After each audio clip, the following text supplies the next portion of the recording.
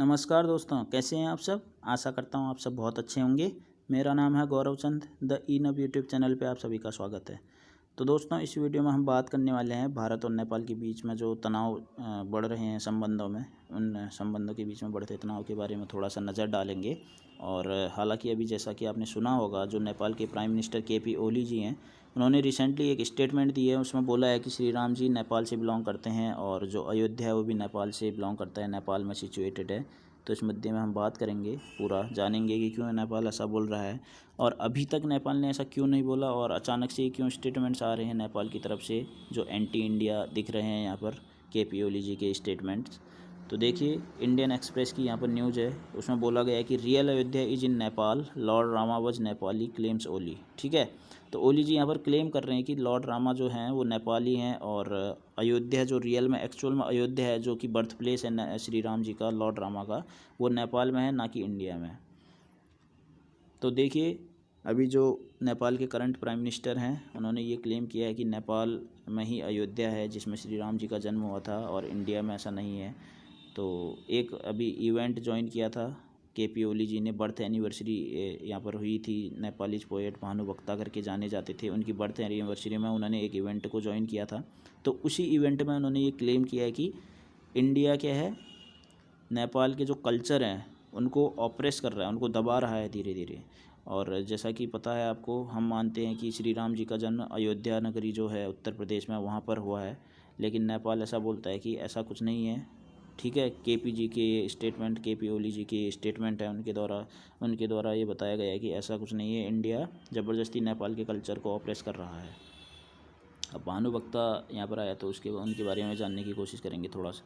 जो भानुभक्ता हैं, ये फेमस एक पोएट हैं नेपाल के। इन्होंने जो वाल्मीकि जी ने रामायण लिखी थी दोस्तों, उसको ट्रांसलेट किया था नेपाली लैंग्वेज में। ठीक है, तो अब यहाँ पर देखिए, बहुत सारे यहाँ पर स्टेटमेंट दिए हैं KP ओली जी ने, जिनके द्वारा वो सिद्ध करना चाहते हैं, वो प्रूव करना चाहते हैं कि एक्चुअल में जो अयोध्या है और जो श्री राम है वो नेपाल से बिलोंग करते हैं। ठीक है, अब वाल्मीकि आश्रम के बारे में आपने सुना ही होगा। वाल्मीकि आश्रम में महाराजा दशरथ ने जो अपनी पुत्र प्राप्ति के लिए यहाँ पर बहुत सारे राइट्स संपन्न किए थे। राइट्स का मतलब होता है दोस्तों जो धार्मिक रीति रिवाज बोल सकते हैं आप इनको। तो पुत्र प्राप्ति के लिए उन्होंने यहाँ पर इनको एग्जीक्यूट किया था, वाल्मीकि आश्रम को। तो नेपाल जो KP ओली जी हैं, उनका कहना है कि वाल्मीकि आश्रम भी नेपाल में ही सिचुएटेड है। तो कहीं ना कहीं वो लिंकेज यहाँ पर करना चाहते हैं। अगर वाल्मीकि आश्रम नेपाल में है तो अयोध्या को भी वो बता रहे हैं कि ठीक है, एक वीरगंज यहाँ पर जगह है नेपाल में, बोलते हैं कि उसके वेस्टर्न साइड में यहाँ पर अयोध्या सिचुएटेड है, जो एक्चुअल में रियल में अयोध्या है, जहाँ श्री राम जी का जन्म हुआ था। तो देखिए दोस्तों, ये कहीं ना कहीं, अब देखिए क्या इररिलेवेंट यहाँ पर तर्क दिया। उन्होंने बोला है कि अगर रियल में जो अयोध्या है उत्तर प्रदेश की, और जनकपुरी जो कि आप जानते हैं माता सीता का जन्म स्थान है, वहाँ पर से अगर डिस्टेंस देखी जाए जनकपुरी से अयोध्या की, तो काफ़ी ज़्यादा है उस टाइम के अकॉर्डिंग। ठीक है, उस टाइम के अकॉर्डिंग काफ़ी ज़्यादा है। तो वो बोलते हैं कि विदाउट एनी ट्रांसपोर्टेशन कैसे लॉर्ड रामा ने शादी कर दी माता सीता से, ये तो इम्पॉसिबल है, ऐसा KP ओली जी का कहना है। अब आप देख सकते हैं दोस्तों, कितना यहाँ पर धार्मिक मुद्दों को लेकर भी बात चल रहा है। नेपाल छोटी छोटी चीज़ों को यहाँ पर ला रहा है। तो इसके पीछे का बैकग्राउंड क्या हो सकता है, क्यों नेपाल ऐसा बोल रहा है। हाल ही में आपको पता होगा कि काफ़ी टसल यहाँ पर नेपाल के बीच में भी चल रही है इंडिया की। चाइना के साथ तो एग्रेशन है ही है, नेपाल के साथ भी यहाँ पर बीच में मुद्दा काफ़ी आ रहा है। आपने पता होगा हाल ही में कि मानसरोवर लेक के लिए एक शॉर्ट रूट यहाँ पर इंडिया ने इंट्रोड्यूस करने की कोशिश की है, लिपू लेक से, जो सीधे मानसरोवर लेक को जोड़ेगा और काफ़ी शॉर्टेस्ट होगा, जिसमें कि जो पिलग्रिमेज हैं, जो यात्री हैं, उनको काफ़ी बेनिफिट मिलेगा इस चीज़ का। लेकिन जो नेपाल है यहाँ पर अपना क्लेम दिखा रहा है, वो बोल रहा है कि लिपू लेक में नेपाल का कुछ हिस्सा है और विदाउट इन्फॉर्मिंग नेपाल आप कैसे इसको कंस्ट्रक्ट कर सकते हैं। तो इस चीज़ का वो अपोज कर रहा है। और देखिए, उसी के जस्ट तुरंत बाद उसने, नेपाल ने क्या किया था, जो स्ट्रेटजिकली इम्पोर्टेंट इंडियन टेरिटरीज हैं उनको अपने मैप में शो करने शुरू कर दिया था। लाइक लिम्फियादुरा है, काला पानी है, तो इन टेरिटरीज़ को वो अपने मैप में, उसने ऑफिशियल मैप निकाला है दोस्तों, उसमें इसको शो करने की कोशिश की है। तो ये एकदम एंटी इंडिया यहाँ पर स्टेटमेंट जो भी इंडिया के हैं उन सबको वो नकार रहा है डायरेक्टली, और कहीं ना कहीं अपनी टेरिटरी को उसमें दिखा रहा है ज़बरदस्ती से। ठीक है, तो कहीं ना कहीं इसमें सबसे बड़ा हाथ है चाइना का इन्फ्लुएंस नेपाल में आजकल बहुत ही बढ़ रहा है। तो इसके चलते ही नेपाल इंडिया के साथ यहाँ पर बोल सकते हैं कि अपने तनाव को बढ़ा और ज़्यादा एग्रेसिव मोड यहाँ पर दे रहा है। और यहाँ पर सबसे बड़ी बात यही है कि चाइना का इन्फ्लुएंस जो नेपाल में अभी बढ़ रहा है, उसको देखकर नेपाल कहीं ना कहीं इंडिया के साथ अपने तनावों में यहाँ पर और दूरियां लाने की तनाव और बढ़ाने की कोशिश कर रहा है। तो इससे क्या होगा दोस्तों, देखिए यहाँ पर इससे क्या होगा कि जब दो देश आपस में एक दूसरे के तनाव में रहते हैं तो बहुत सारा लॉस तो होता ही है। नेपाल को तो नुकसान है ही इससे, लेकिन इंडिया को भी कहीं ना कहीं इस चीज़ का नुकसान भुगतना पड़ रहा है, या फिर लॉन्ग टर्म पे यहाँ पर नुकसान भुगतना पड़ेगा। फॉर एग्जांपल अभी क्या है कि गोरखा रेजिमेंट आपने देखा होगा, तो नेपाल इसको बंद करने की कोशिश कर रहा है। अब यहाँ पर अफवाह आ रही है कि नेपाल क्या करेगा, गोरखा रेजिमेंट को अपनी सप्लाई नेपाल से नेपाली जो सिटीजन्स हैं उनको देना बंद कर देगा। अब गोरखा रेजिमेंट का इम्पोर्टेंस तो आपको पता ही होगा दोस्तों, जैसा कि हिटलर ने भी गोरखा रेजिमेंट की यहाँ पर सराहना की है।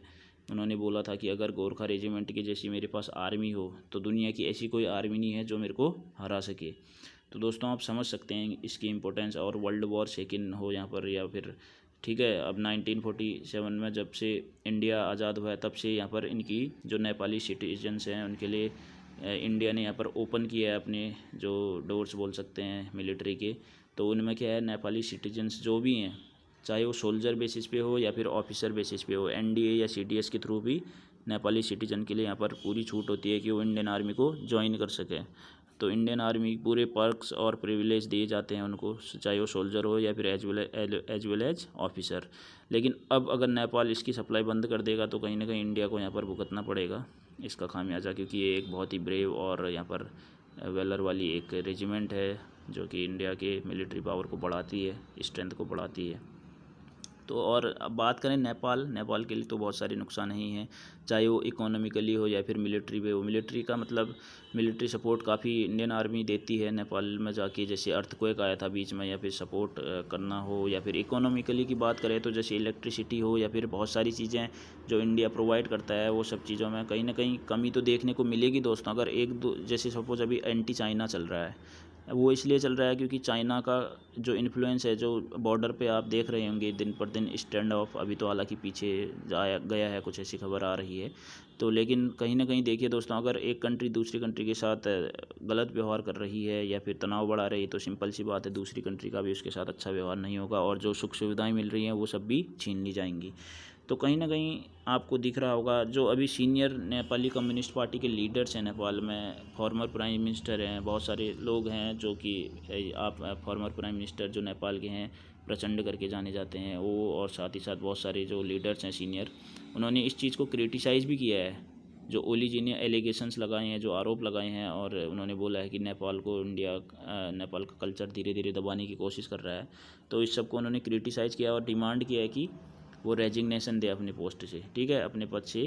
केपी ओली जी का जो रिजाइनेशन है उस चीज़ का डिमांड की है, ठीक है। तो उन्होंने बोला है कि जो भी ये रिसेंट में जो इंडिया के एंटी इंडिया जो रिमार्क्स केपी ओली जी ने दिए हैं वो कहीं इर्रिलेवेंट है, कहने का मतलब वो बेतुके हैं और बेसलेस हैं और पूरी तरीके से यहाँ पर डिप्लोमेटिकली इनअप्रोप्रिएट यानी अनुचित हैं, जो कि इंडिया और नेपाल के टाइज जो अच्छी चल रही थी उसके बीच में यहाँ पर एक बाधा का कारण बन रहे हैं। तो ये मेरी वीडियो का एंड था दोस्तों। आशा करता हूँ आपको ये वीडियो अच्छी लगी होगी। नीचे कमेंट बॉक्स में लिख के ज़रूर बताइएगा कि ये वीडियो आपको कैसा लगा। तो चलिए चलते हैं, तब तक के लिए नमस्कार, मिलते हैं आपसे अगले वीडियो में।